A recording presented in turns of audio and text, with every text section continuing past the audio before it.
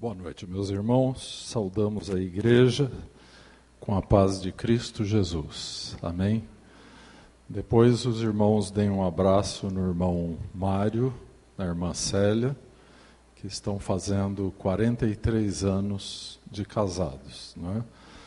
Que os irmãos recebam a nossa bênção, compartilhamos da alegria, da vitória. E, por favor, cheguem nos 50 para nós fazermos uma grande festa. Tá? Deus seja louvado. Nós vamos abrir as nossas Bíblias no capítulo 19 de 1 Reis. Capítulo 19 do livro de 1 Reis. De certa forma, nós temos aqui uma sequência da palavra de domingo passado, né? Eu comentava com vocês que quando nós falamos da restauração do altar do Senhor, nós precisamos entender melhor a vida de dois homens na Bíblia. Um deles é o profeta Elias, cujo nome quer dizer Yahvé é Salvador, não é?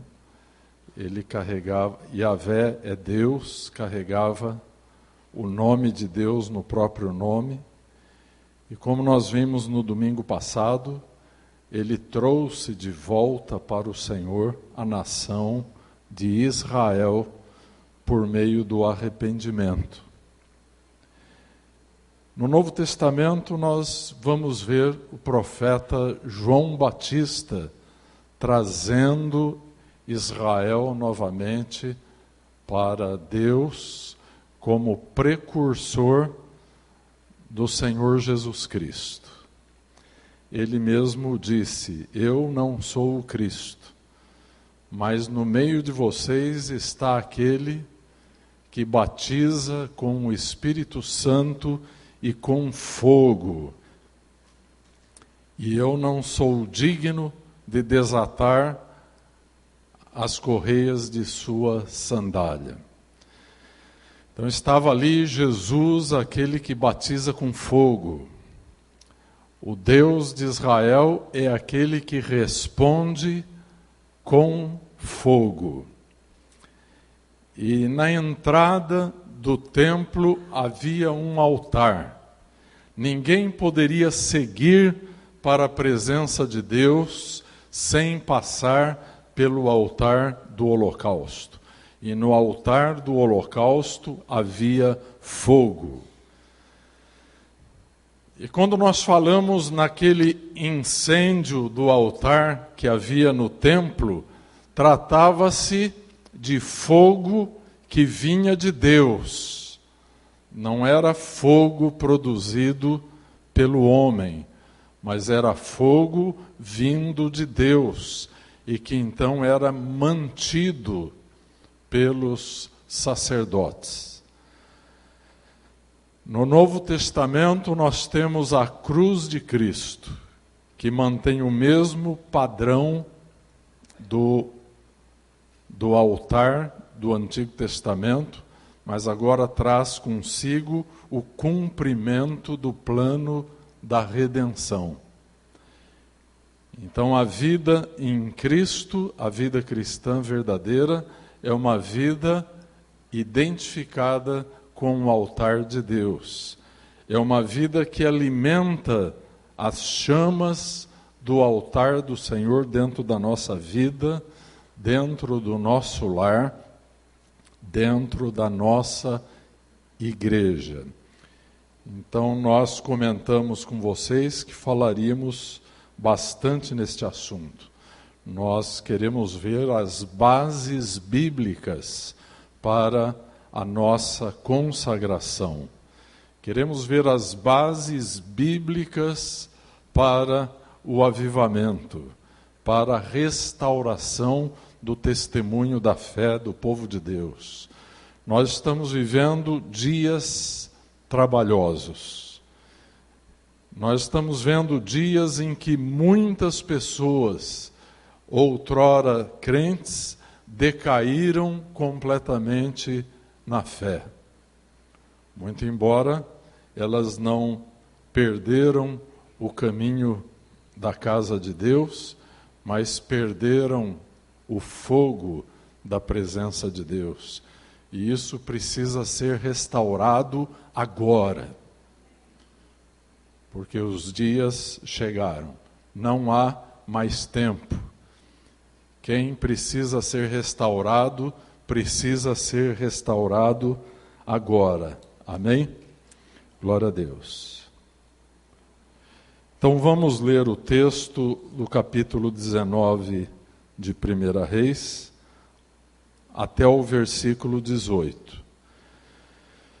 Então o título desta mensagem é Elias no Monte Horebe.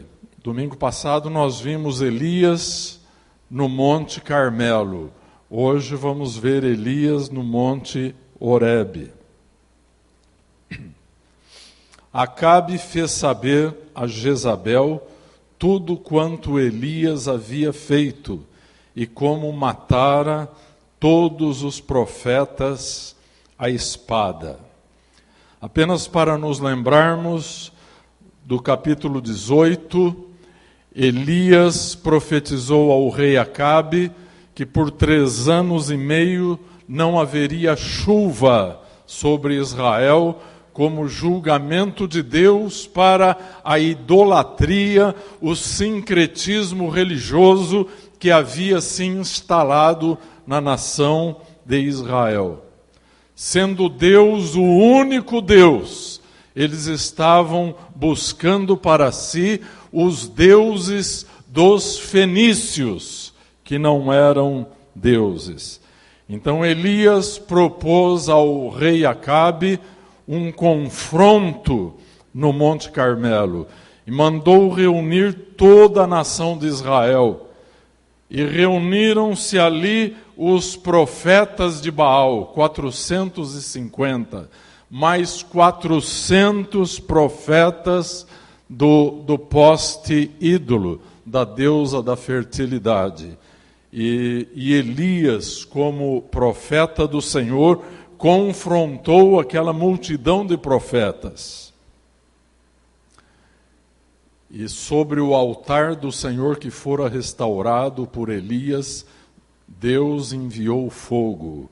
Então o povo todo clamou: só o Senhor é Deus, só o Senhor é Deus. E tomando então os profetas de Baal e de Azerá, mataram aqueles profetas à espada. Então é isso que o rei Acabe está comunicando à sua esposa, a rainha Jezabel. Então Jezabel mandou um mensageiro a Elias a dizer-lhe: faça-me os deuses como lhes aprouver, se amanhã a estas horas não fizer eu a tua vida como fizeste a cada um deles. Jezabel está mandando dizer para Elias que ele será morto à espada. Temendo, pois, Elias, levantou-se e, para salvar sua vida, se foi. E chegou a Berseba, que pertence a Judá, e ali deixou o seu moço, isto é, o seu discípulo. Ele mesmo, porém, se foi ao deserto, caminho de um dia, e veio, e se assentou debaixo de um zimbro, e pediu para si a morte, e disse: basta, toma agora, ó Senhor, a minha alma, pois não sou melhor do que meus pais. Deitou-se e dormiu debaixo do zimbro. Eis que um anjo o tocou e lhe disse: levanta-te e come. Olhou ele e viu junto à cabeceira um pão cozido sobre pedras em brasa e uma botija de água. Comeu, bebeu e tornou a dormir. Voltou segunda vez o anjo do Senhor, tocou-o e lhe disse: levanta-te e come, porque o caminho te será sobremodo longo. Levantou-se, pois, comeu e bebeu, e com a força daquela comida caminhou 40 dias e 40 noites até Horebe, o monte de Deus. Ali entrou numa caverna onde passou a noite. E eis que lhe veio a palavra do Senhor e lhe disse: que fazes aqui, Elias? Ele respondeu: tenho sido zeloso pelo Senhor Deus dos exércitos, porque os filhos de Israel deixaram a tua aliança, derribaram os teus altares e mataram os teus profetas à espada. E eu fiquei só, e procuram tirar-me a vida. Disse-lhe Deus: sai e ponte neste monte perante o Senhor. Eis que passava o Senhor, e um grande e forte vento fendia os montes e despedaçava as penhas diante do Senhor. Porém o Senhor não estava no vento. Depois do vento, um terremoto, mas o Senhor não estava no terremoto. Depois do terremoto, um fogo, mas o Senhor não estava no fogo. E depois do fogo, um cício tranquilo e suave. Ouvindo Elias, envolveu o rosto no seu manto e saindo pôs-se à entrada da caverna. Eis que lhe veio uma voz e lhe disse: que fazes aqui, Elias? Ele respondeu: tenho sido em extremo zeloso pelo Senhor, Deus dos exércitos, porque os filhos de Israel deixaram a tua aliança, derribaram os teus altares e mataram os teus profetas à espada. E eu fiquei só, e procuram tirar-me a vida. Disse-lhe o Senhor: vai, volta ao teu caminho para o deserto de Damasco, e em chegando lá, unge Hazael, rei sobre a Síria. A Jeú, filho de Ninsi, ungirás rei sobre Israel, e também Eliseu, filho de Safate, de Abel-Meolá, ungirás profeta em teu lugar. Quem escapar à espada de Hazael, Jeú o matará. Quem escapar à espada de Jeú, Eliseu o matará.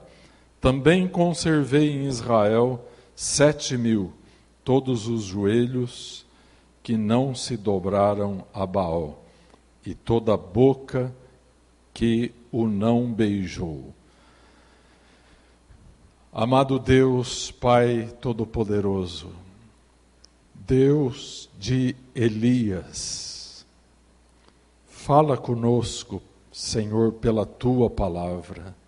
Desperta em nosso coração o fogo do amor pelo Senhor, o fogo do amor pelo testemunho da Tua obra, Senhor. Perdoa o pecado do Teu povo, como perdoastes o pecado de Israel.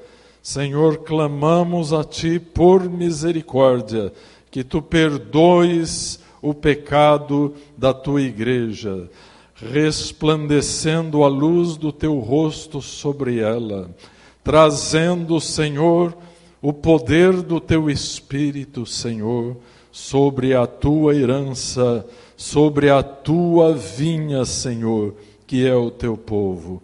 Senhor, atende a nossa oração, que nós fazemos em nome de teu Filho Jesus Cristo. Amém. Glória a Deus.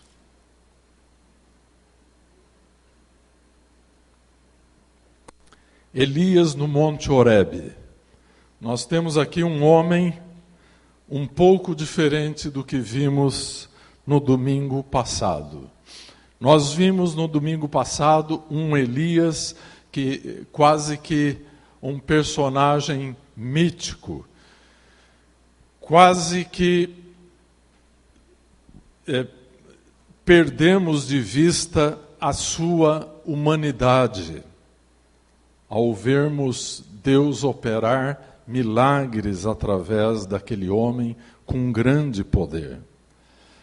Estudando a Bíblia, nós notamos que há 3 períodos de grandes milagres na Bíblia. É claro que a vida em si é um milagre de Deus. Dizia Albert Einstein que há 2 maneiras de nós encararmos a vida.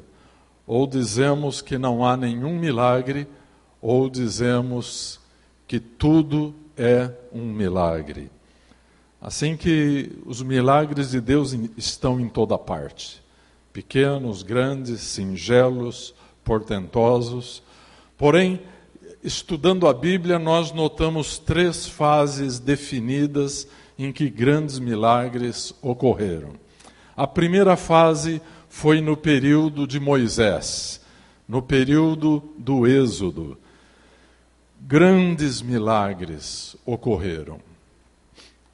Houve um grande confronto entre os poderes dos deuses do Egito e o poder de Deus, o nosso Deus. Depois nós pegamos um segundo período de grandes milagres. É o período do profeta Elias. Elias foi um homem de ação e Deus fez grandes portentos através de seu ministério. E que, de certa forma, prosseguiu na vida de seu discípulo Eliseu. Depois nós temos no Novo Testamento, mais uma vez, um período de grandes milagres, que foi o período de Jesus e a primeira parte do 1º século da igreja primitiva. Também um período em que muitos milagres aconteceram e todos estes milagres foram narrados na palavra de Deus. Ou melhor, não todos, né? Porque o apóstolo João diz que se todas as coisas que Jesus fez fossem narradas em livros, não haveria livros para tanto. Não é? Mas então nós estamos aqui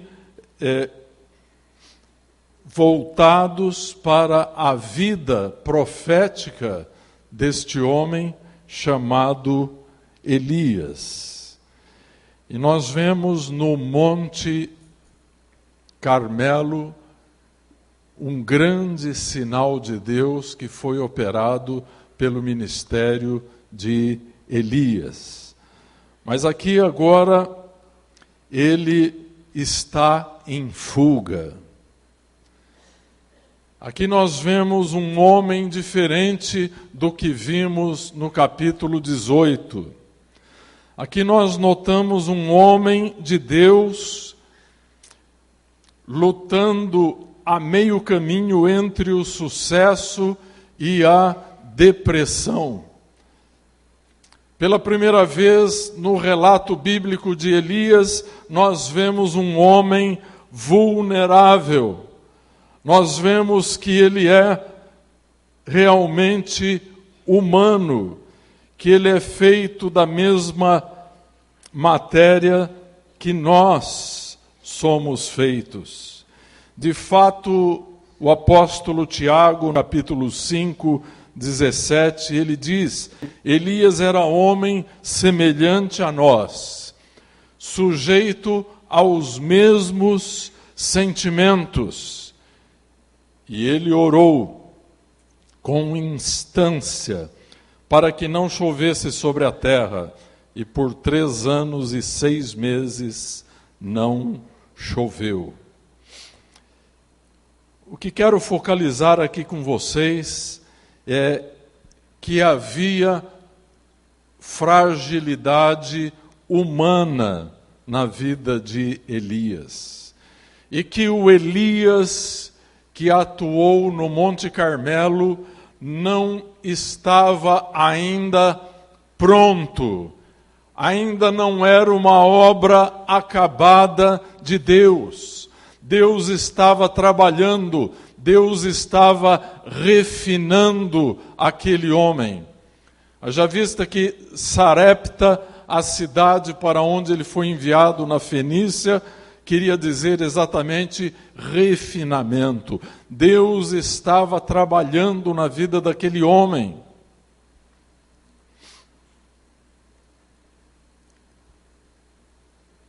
Ele estava sendo transformado. E eu quero dizer a vocês que o ministério de Elias ainda não acabou. Ainda está por findar. Agora, ele era um homem sujeito aos mesmos sentimentos. Há outra tradução que diz as mesmas paixões que nós. E por causa da ameaça de uma mulher, Jezabel, o humor daquele servo de Deus mudou da euforia para a melancolia. E ele foge para o deserto, temendo a rainha Jezabel. Então, por um momento, nós vemos a fraqueza de que, ao invés de olhar para o Senhor, que enviara fogo sobre o altar do Monte Carmelo, agora ele olha para Jezabel. Queria lembrá-los um versículo do livro de Isaías, versículo 3 do capítulo 26, que diz: Tu, Senhor, conservarás em perfeita paz aquele cujo propósito é firme, porque ele confia em ti. À luz da história de Elias, nos é permitido dizer que por um lapso, por um determinado momento, ele não confiou plenamente em Deus. E é justificável, queriam a vida dele, queriam passá-lo ao fio da espada. E ele vai para o deserto e ele se prostra debaixo de um zimbro. O zimbro é um pequeno arbusto do deserto. Eu digo pequeno porque é pequeno mesmo. Ele é bem verdinho e o dia que você andar pelo deserto da Judéia ou da Jordânia ou da península do Sinai, você vai ver muitas vezes esse pequeno arbusto que é chamado de junípero. E ele mal dá sombra porque é muito pequeno. E ali então Elias se coloca debaixo de um zimbro e ele pede a morte. Isso aqui é um sintoma de profundo desânimo e muitos intérpretes dizem que Elias, ele estava de fato enfermo, ele estava deprimido. Isso aqui é mais do que um simples desânimo, né? E ele ora a Deus debaixo daquele zimbro e ele pede a morte. é uma oração muito contraditória, não é? Sem qualquer tipo de sentido, porque ele estava fugindo de Jezabel para salvar a sua vida. Então não faz sentido agora ele pedir a Deus que o mate. Aqui nós vamos dizer para vocês, já que estamos vendo que Elias era um homem como nós, as causas do medo de Elias. Em primeiro lugar, fadiga. Aquele homem não era um anjo, ele não era Deus. A intensidade do seu ministério levou à fadiga. Ele tinha necessidade de descanso. Aquele confronto no Monte Carmelo custou-lhe muito, fisicamente, espiritualmente, emocionalmente, e ele estava então esgotado. Existe um princípio na Bíblia que nós não podemos esquecer. É o princípio do descanso. É o princípio do Shabat. Certa vez Jesus enviou seus discípulos 2 a 2, e eles foram, e eles pregaram, e eles expulsaram demônios, curaram enfermos, e quando voltaram os apóstolos à presença de Jesus, lhe relataram tudo quanto haviam feito e ensinado. E o que fez Jesus? E ele lhes disse: vinde, repousai um pouco à parte, num lugar deserto, porque eles não tinham tempo nem para comer, visto serem numerosos os que iam e vinham. Então o que Jesus fez? Após aquele período intenso de ministério, Jesus os levou para descansar. Você poderia dizer, não vejo espiritualidade alguma nisso. Mas há grande espiritualidade no descanso. Então, Elias precisava de descanso. Vocês sabem que na história da conquista do oeste dos Estados Unidos, que os primeiros que chegaram lá foram os crentes. Por que foram os primeiros a chegar? Porque naquela busca desenfreada pelo ouro, pela riqueza, as pessoas, aquelas caravanas, viajavam dia e noite, 7 dias por semana. E as pessoas foram ficando exaustas, os animais foram morrendo, os bois que puxavam aquelas carroças foram morrendo de cansaço, e os crentes paravam aos domingos, faziam aquele círculo de carroças e dedicavam o dia ao descanso e à adoração. E por essa razão, eles chegaram primeiro, enquanto os outros morreram pelo caminho exaustos, né? Então, Elias tinha um problema com o ativismo do seu ministério. Ele estava cansado. Segundo problema de Elias, falsas esperanças. Quem sabe ele esperava que depois daquele grande confronto, Deus finalmente enviaria a chuva, como lhe fora prometido, e os seus problemas estariam encerrados. Ele não estava emocionalmente preparado para um novo confronto, não de súbito. E tão logo ele deu a notícia a Acabe, já recebeu a notícia de que a sua cabeça estava a prêmio. e de que aquela grande vitória no Monte Carmelo fora, na verdade, apenas o prelúdio de novas lutas que viriam. O terceiro problema de Elias, que afetou em muito a sua vida, foi a desilusão com o povo de Deus. Ele deixa transparecer essa desilusão quando ele, no versículo 9 e no versículo 13, ele se queixa com Deus. Quando Deus lhe pergunta: o que fazes aqui, Elias? Ele derrama diante do Senhor a sua queixa.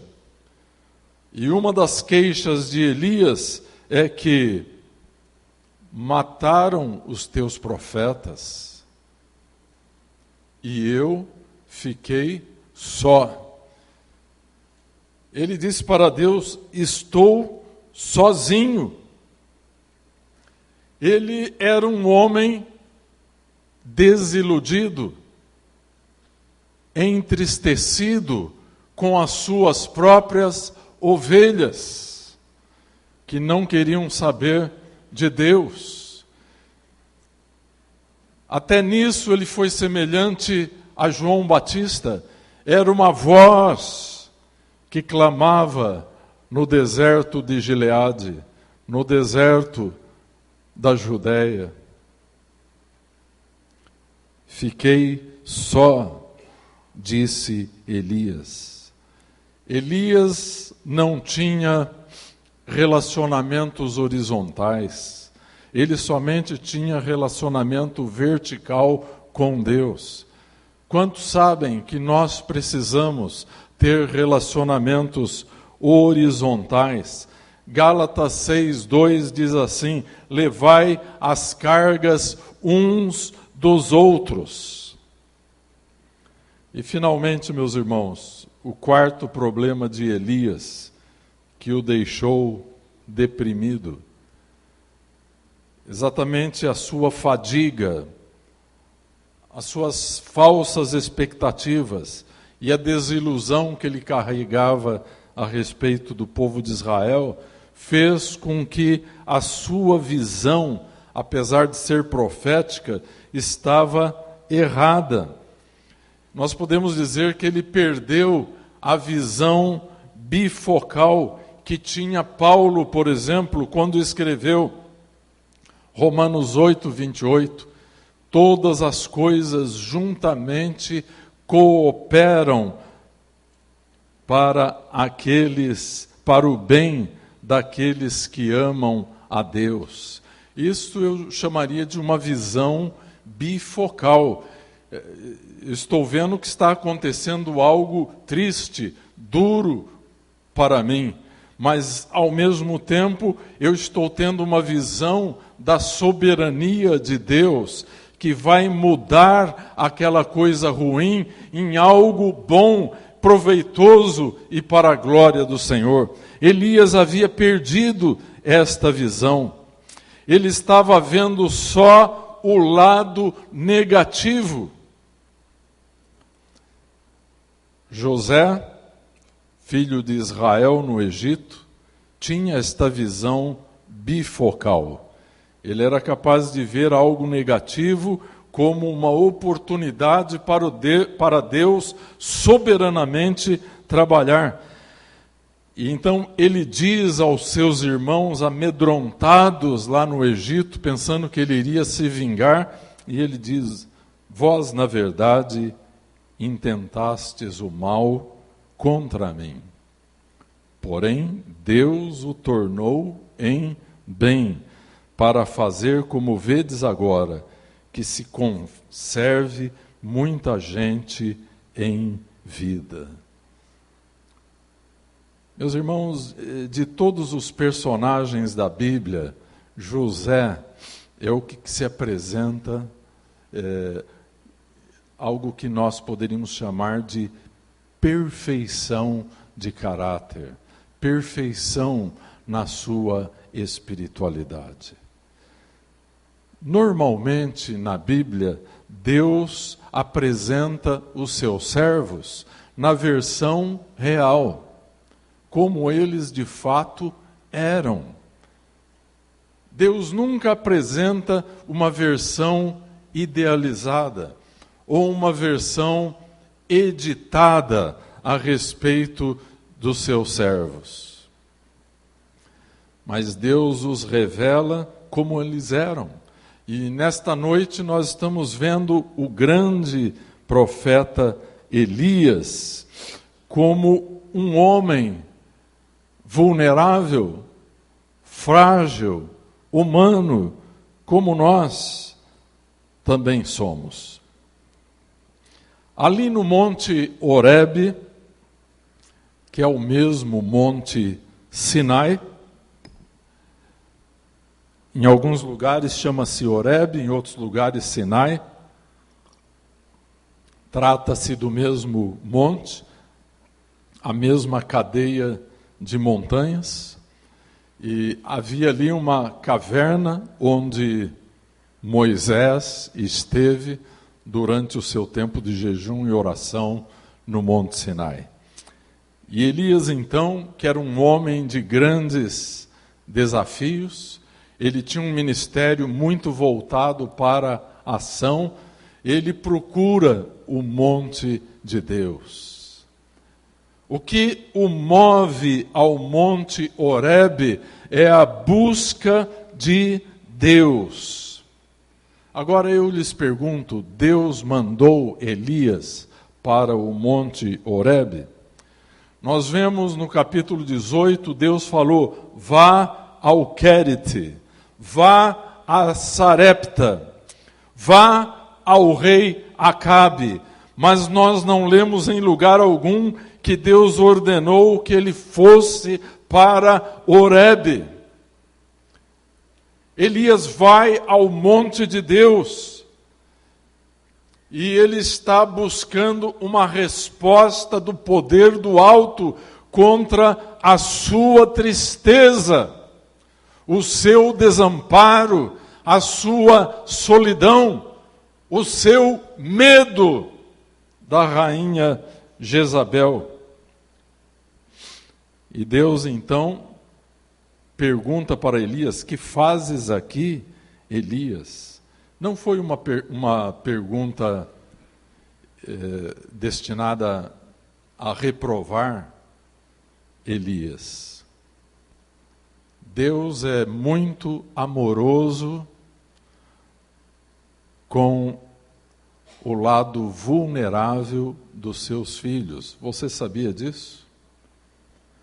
Deus fez aquela pergunta afetuosamente, como o conselheiro que quer ouvir a queixa do seu aconselhado. E Elias, então, abre ali o seu coração para Deus. Ele conta a sua história, ele conta a sua mágoa, ele expõe a Deus a sua queixa. É isso que nós encontramos Elias fazendo no capítulo 19. Ali no Monte Horebe, ele não tinha ideia de como Deus iria se revelar a ele. Por isso que ele se colocou naquela caverna e quando por ali passou um vento despedaçando as pedras, né, com uma grande demonstração de poder, ele logo pensou, é Deus, mas Deus não estava naquele vento. E então houve um terremoto. Ele certamente lembrou-se das demonstrações de poder de Deus, mas Deus não estava no terremoto. Finalmente passou por ali um fogo, e ele então deve ter pensado, é Deus. Mas Deus não estava no fogo. Então a Bíblia nos diz que ele ouviu um cício suave, uma voz mansa e delicada. E era Deus que falava com ele. Veja, meus irmãos, Elias era o homem dos grandes confrontos. Ele tinha um ministério para grandes multidões, com grandes sinais e maravilhas. E Deus está dando um ensinamento para aquele seu filho. Ele está se revelando como Deus que se revela no silêncio. Lembram do salmista, Salmo 46? Aquietai-vos e sabei que eu sou Deus. Aquietai-vos. Deus está instruindo Elias sobre como Deus se move pelo caminho do silêncio. E ali, naquela audiência que Elias tem com o seu Deus, que vem e se revela a ele de uma forma diferente, Elias recebe uma nova tarefa. Ele é comissionado por Deus para fazer algo. Sabe, meus irmãos, na terapia espiritual, a maneira como Deus muitas vezes combate a nossa tristeza é nos incumbindo de fazer algo para a sua glória. Então, vamos dar uma receita para vocês aqui contra a depressão ou a tristeza quando ela se prolonga. Primeiro item da receita: descanse e alimente-se conforme a necessidade do seu corpo. Meus irmãos, Deus quer nos salvar por completo. A redenção de Jesus Cristo abrange o nosso espírito, a nossa alma, mas abrange o nosso corpo também. Há uma doutrina que vem da Grécia, o gnosticismo, e que até hoje está ensinando uma dicotomia. O corpo é mau, ele precisa ser castigado, precisamos nos ver livres dele. O espírito é bom, o corpo é mau. No cristianismo não existe isso, meus irmãos. O corpo está incluído na redenção. Tanto é que nós, os cristãos, cremos na ressurreição do corpo. Quantos sabem disso? Que isso está na primeira confissão de fé da igreja primitiva. Nós cremos que vamos ressuscitar e que vamos ter um corpo na ressurreição. Logo, o corpo é bom. O corpo é destituído de qualidades morais. Uma pessoa com espiritualidade elevada vai usar bem o seu corpo.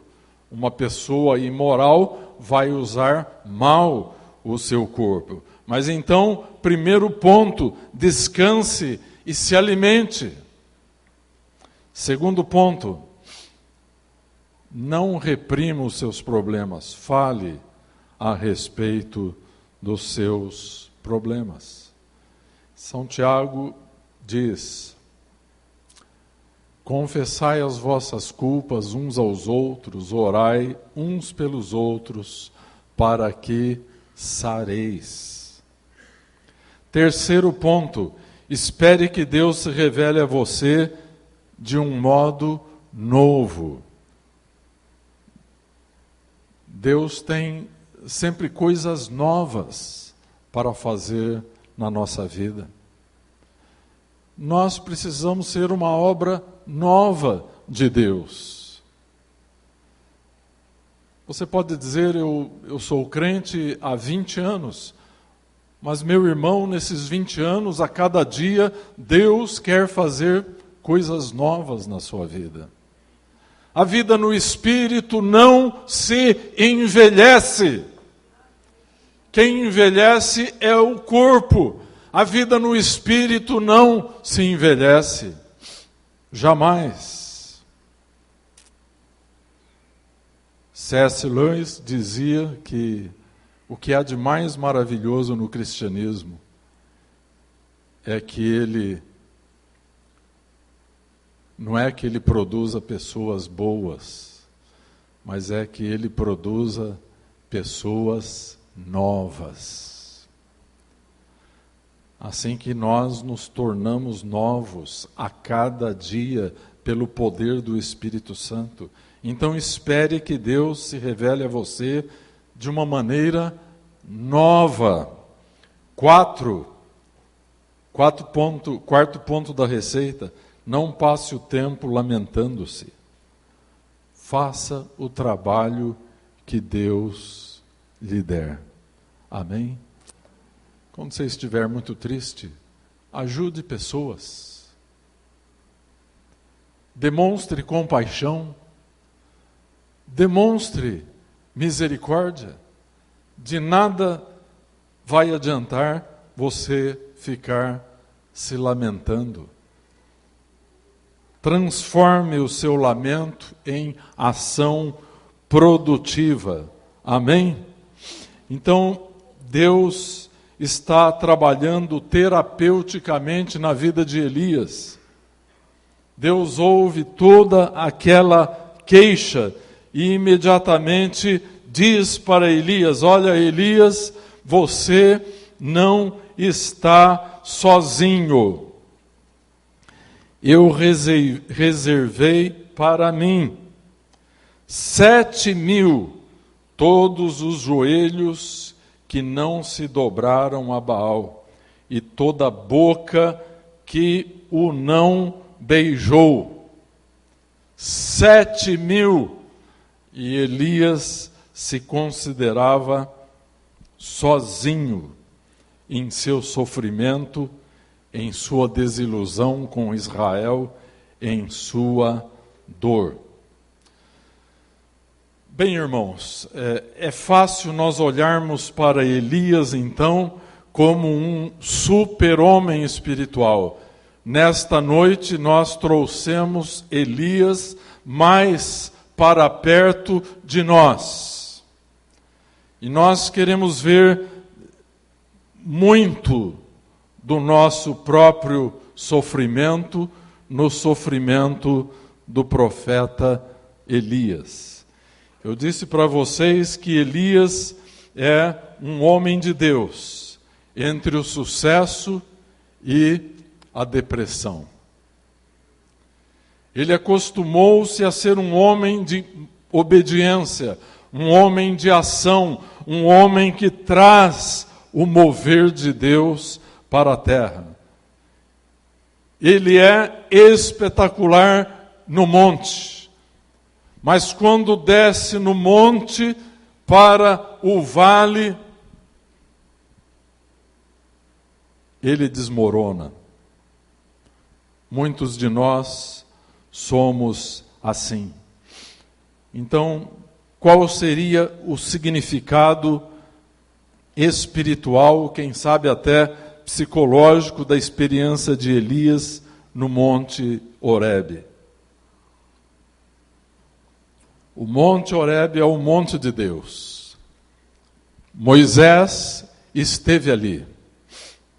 E agora Elias procura ali algo espetacular. Ele criou uma ideia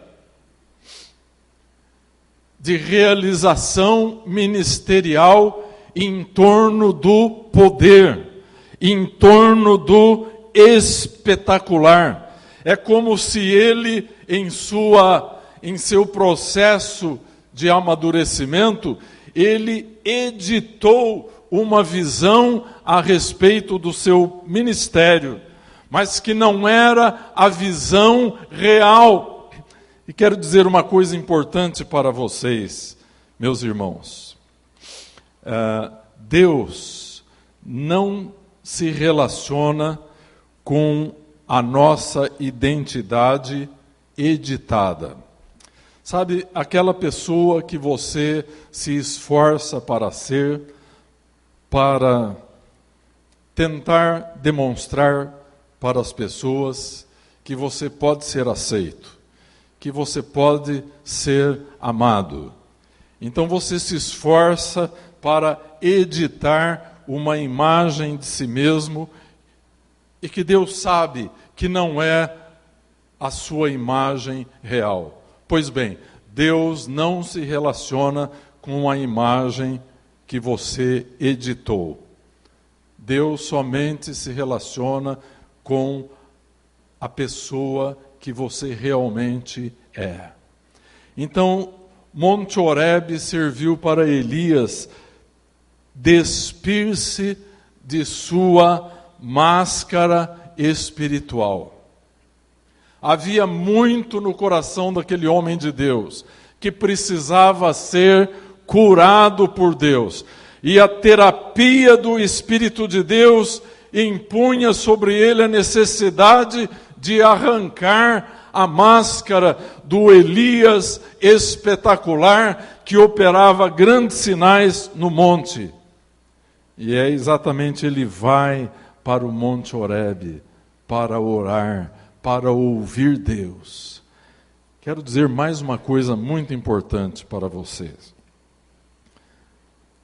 Quanto mais você deseja conhecer a Deus, mais Deus deseja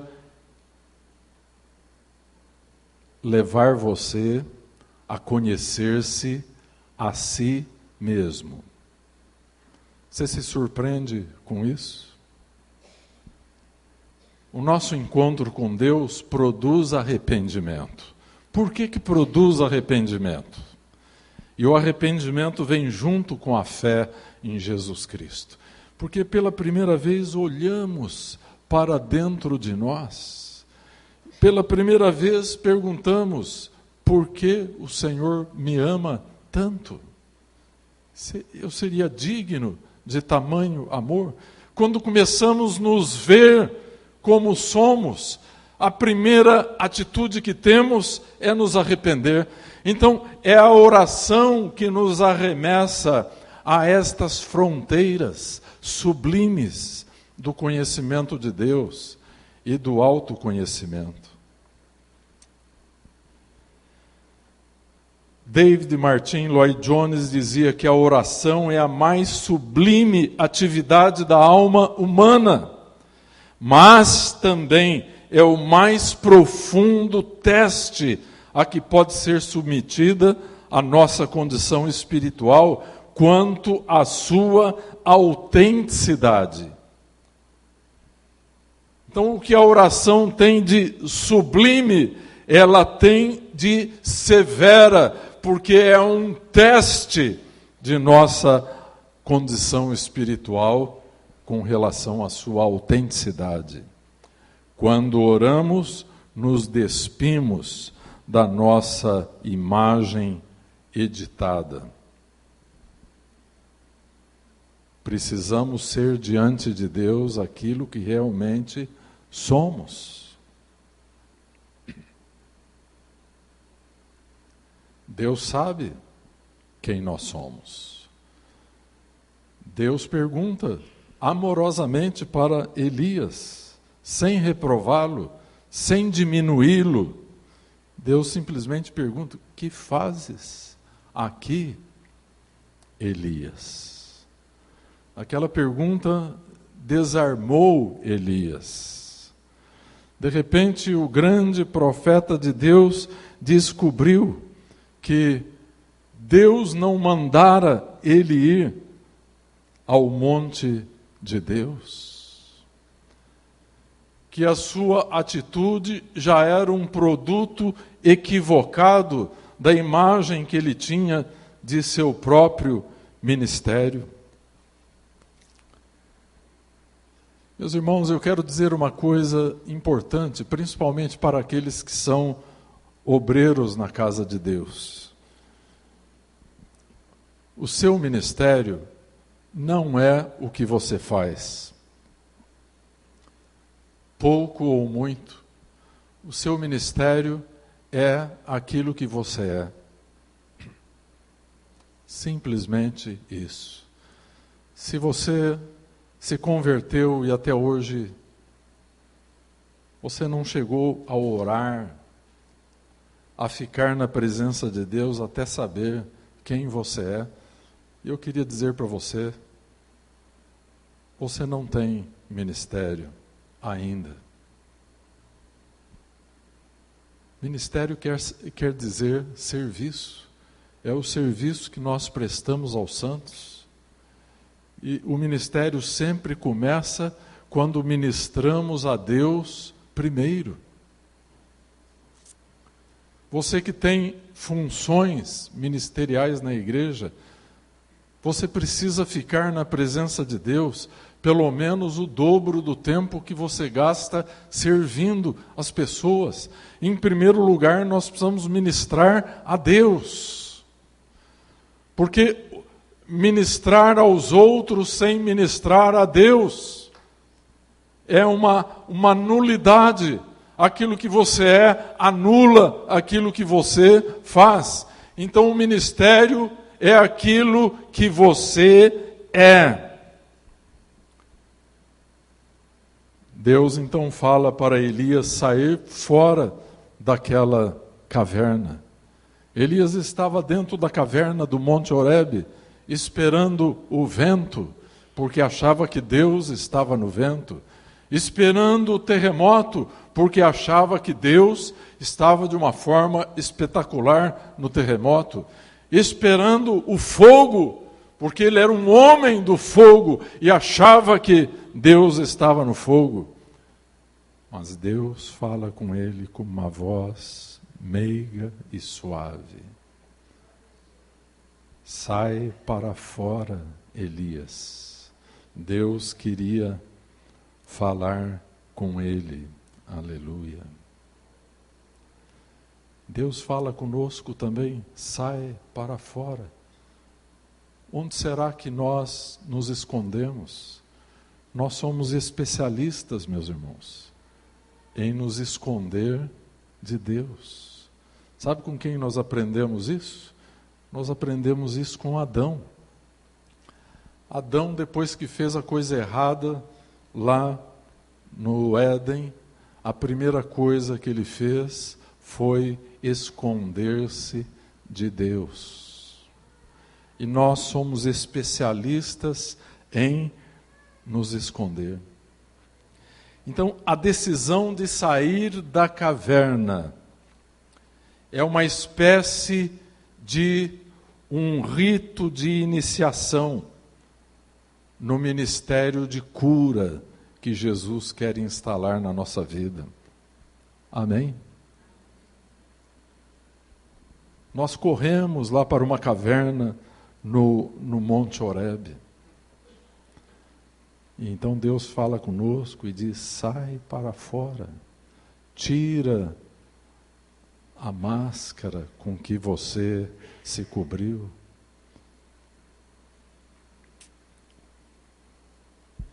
E se eu não sair da caverna, o que vai acontecer comigo? Eu vou viver um mundo de faz de conta. Um mundo de ilusão. É isso que eu vou viver. Quantas pessoas estão dentro da igreja, no corpo de Cristo, mas estão vivendo uma vida de ilusão. A vida destas pessoas é uma vida de faz de conta, não é uma vida real. Elas não se tornaram ainda reais, porque Deus não se tornou ainda real para a pessoa. Mas se eu sair da caverna, vai doer? Pode doer muito. Sabe, meus irmãos, hoje as pessoas vão em muitas igrejas que prometem sucesso, prosperidade, cura, que Deus vai resolver os seus problemas, vai converter a sua família, isso e aquilo. Meus irmãos, a Bíblia não nos promete um caminho suave. Existem dores no processo. Deus nos promete uma chegada segura e certa. Mas nós não podemos prometer que você não vai sentir dores. Para nos tornarmos nós mesmos, é um processo doloroso. Doeu na vida de Elias, mas Deus tinha que prosseguir o trabalho dele com Elias, porque o ministério de Elias não estava terminado no Monte Carmelo. Deus ia usar aquele homem para ungir reis. Deus ia usar aquele homem para deixar um sucessor. Mas o sucessor de Elias não era um qualquer. O sucessor de Elias foi aquele profeta que teve a unção dobrada do Espírito Santo que estava na vida de Elias. Era a vida daquele jovem que largou tudo para seguir Elias. E ele era muito rico. E ele seguiu Elias até o Rio Jordão. Quando Elias foi arrebatado por Deus, disse a Eliseu que se ele visse o arrebatamento do seu Senhor, ele ficaria com a unção dobrada do seu espírito. E ele está com Elias quando um redemoinho e um carro de fogo os separou, e Elias sobe no meio daquele redemoinho, e ele vê quando a capa, o manto de Elias cai próximo do Rio Jordão.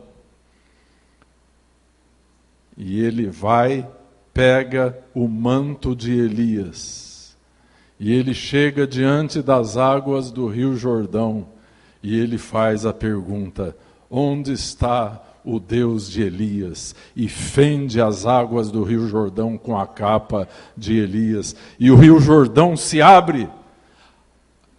A unção do Espírito Santo que esteve na vida de Elias estava agora na vida de Eliseu. E Eliseu operou o dobro dos milagres que Elias operou durante a sua vida. Então podemos dizer que o ministério de Elias prossegue na vida do seu discípulo. E para fazer um discípulo desta envergadura, Deus tinha que trabalhar na alma do seu servo. Era necessário que Elias não fosse ninguém além dele mesmo, Elias, o servo do Senhor. Meus irmãos, o mundo que está ao nosso redor tenta nos transformar a cada momento em sua imagem e semelhança. Esse é o caminho da morte. A mais dura batalha que nós temos em nossa vida é a batalha para recuperarmos a imagem e a semelhança de Deus. Jesus veio nos redimir para isso, não para continuarmos um produto do mundo. Elias teve que redescobrir a sua identidade ali no Monte Horebe, e nós precisamos redescobrir a nossa. Nós também precisamos sair de uma caverna para ouvir a voz mansa e suave do Espírito Santo falando aos nossos ouvidos, ao nosso coração. Também Deus quer te perguntar nesta noite. Quem sabe você está em alguma caverna. O Senhor quer te perguntar: que fazes aqui, meu filho, minha filha? Ele vai te chamar pelo nome. Ele é amoroso para conosco. Ele sabe de que barro somos feitos. Da mesma maneira que ele veio para Elias, ele vem para nós outros. Ele fala conosco. Se nesta noite você está confuso, está triste, está decepcionado, está ameaçado, está frustrado, o Deus de Elias está aqui. Amém? Ele quer falar com você, ele quer moldar a pessoa que você é, na imagem e na semelhança de Jesus Cristo, o seu Filho amado. É a imagem de Jesus que glorifica o Pai. E eu te faço uma pergunta: a quem você se assemelha? A quem você deseja parecer nesta vida? Quem é o teu modelo de caráter? Quem é o teu modelo de piedade, de santidade?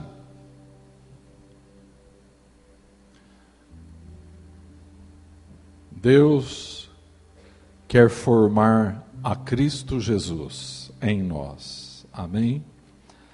Aleluia.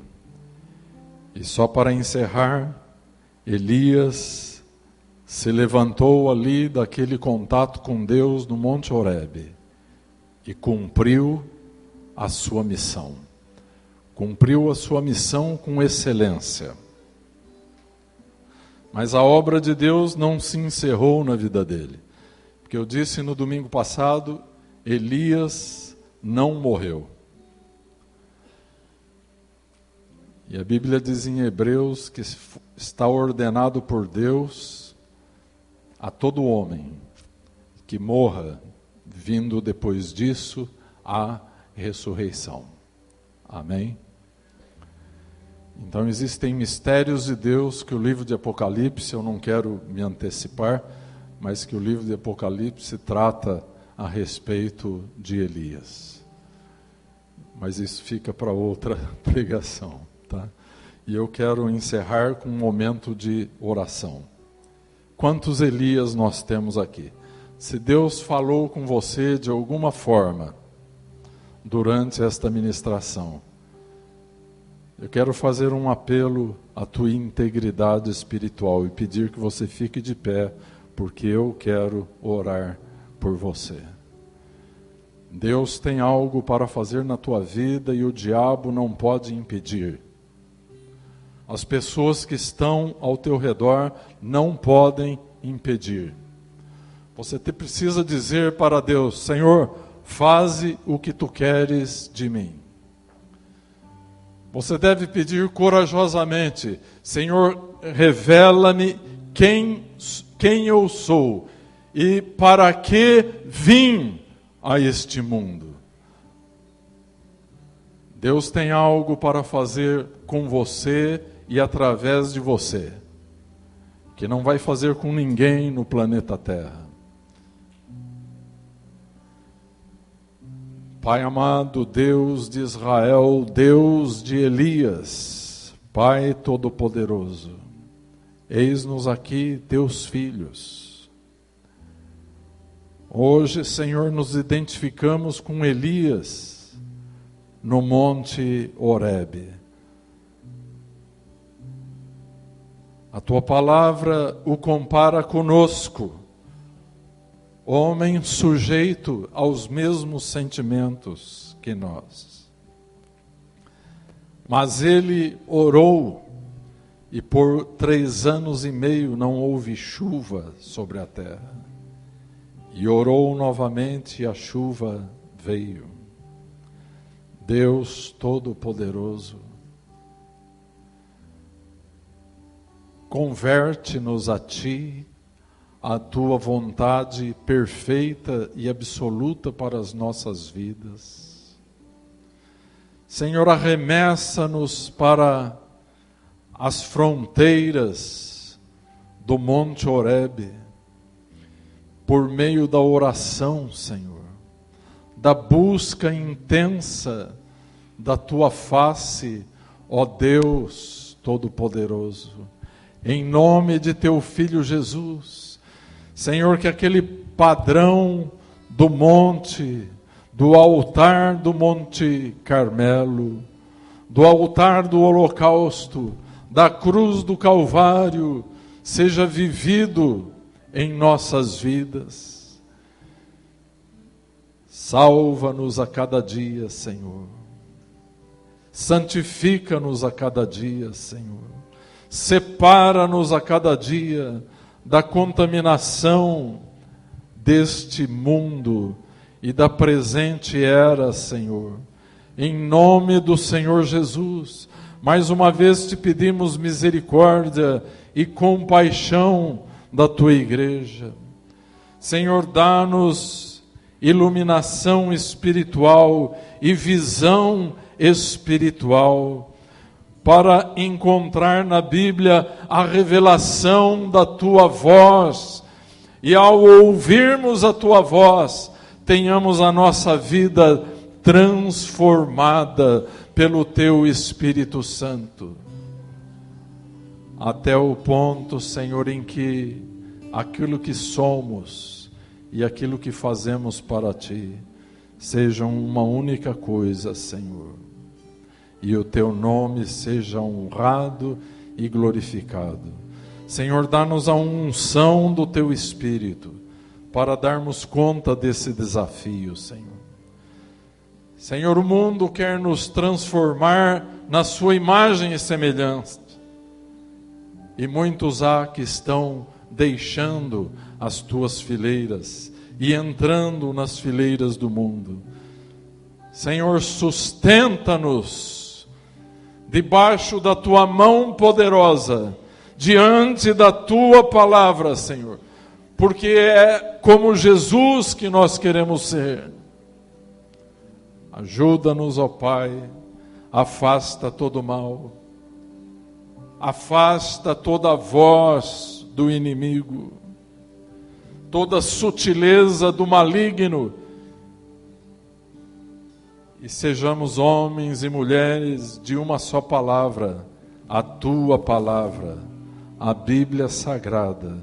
Venha nos moldar segundo a Tua vontade, Senhor, em nome de Teu Filho Jesus. Para a Tua honra e para a Tua glória, nós oramos e Te agradecemos. Amém e amém.